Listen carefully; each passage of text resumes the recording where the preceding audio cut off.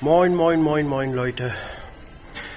Ich habe diese Bus seit 2 Tagen und ich habe das lackiert. Jetzt habe ich gepritzt die Wasserbasic Farbe und dann morgen früh mache ich die Klarlack. Λοιπόν, από ό,τι βλέπετε είναι ένα τουρίσμο λεωφορείο, είναι νερομπολιά.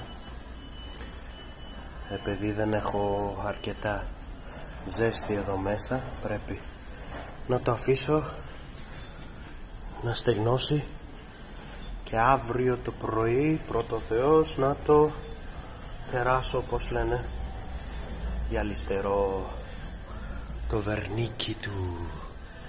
Λοιπόν, εγώ κάνω αυτή την πατέντα, δεν ξέρω αν κάνετε και εσείς. Αν ξέρει κάποιος πιο καλύτερο από αυτό που κάνω εγώ, να μου πει.